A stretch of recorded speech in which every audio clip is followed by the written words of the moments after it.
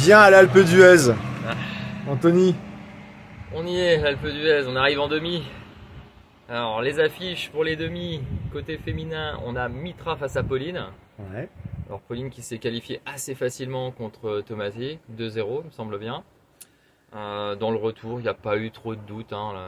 C'était un gambit-dame accepté, Pauline n'a jamais été en danger, elle a fini par l'emporter. Elle a même dominé. Mitra a battu Yosha.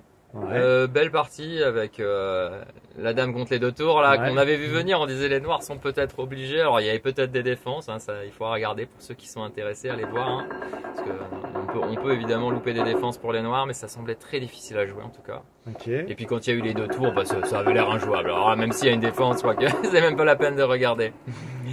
Ensuite, on a Anastasia face à Demonte. Ouais. Demonte qui a fait aussi un 2-0 face à Cyrielle Montpeur, ouais, qui a gagné une partie très convaincante avec les Noirs dans une Sicilienne qui s'est transformée en Française. Elle l'avait analysé, n'hésitez pas à retourner voir l'analyse de Demonte. Sur le stream? Ouais, sur le stream. Ouais. Savina, quant à elle, a dû aller au départage. Donc du départage un peu de folie où elle était perdante dans la première, tu sais, où à un moment il y avait une pièce en prise, mais l'adversaire l'a pas prise.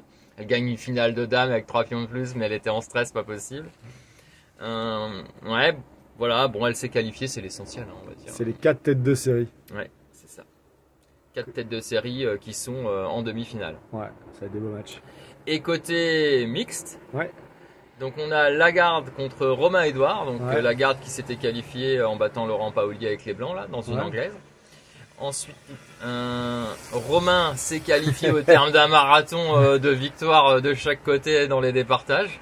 Des parties où les pièces volaient, où eux-mêmes ne comprenaient plus ce qui se passait, où nous on hallucinait aussi des fois des prises de décision, mais c'était voilà la fatigue, le stress, tout ça. Et ça s'était soldé par une victoire de Romain en Armageddon avec les Blancs, avec il lui donne la qualité, sa dame s'infiltre et ça gagne là. Et Sébastien s'était mis mal parce qu'il avait un cavalier qui était menacé d'être enfermé à chaque coup, et Romain n'a jamais réussi à le prendre. Nous on pouvait pas analyser parce que ça allait super vite, mais c'était génial. Pareil, retournez voir les départages, c'était vraiment très sympa.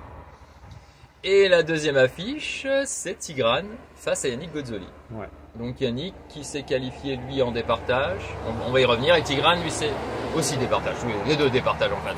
Mais Tigrane ça a été plus rapide, il a gagné avec les Blancs contre Morizzi. Morizzi a joué de manière un peu passive. Marquant a joué un peu passif dans la première, il a souffert et il n'a pas tenu. Et la deuxième, il était mieux. Visiblement, c'était archi théorique, petit avantage blanc, mais ça avait l'air de tenir pour les noirs. Il n'a pas trouvé comment faire craquer Tigrane, malheureusement, donc pour Marc-Andrea. Et bon, nous, Tigrane, on est content qu'il passe, voilà. Enfin, la dernière, c'est Yannick qui s'est qualifié face à Joseph. Alors Joseph était toujours un peu derrière en préparation. On a senti que Yannick est vraiment très bien préparé. On sent qu'il a secondé des forts joueurs et qu'il connaît ses lignes. Et par contre, Joseph a montré des qualités incroyables de défense. Il faisait penser à Karyakin au meilleur de sa forme.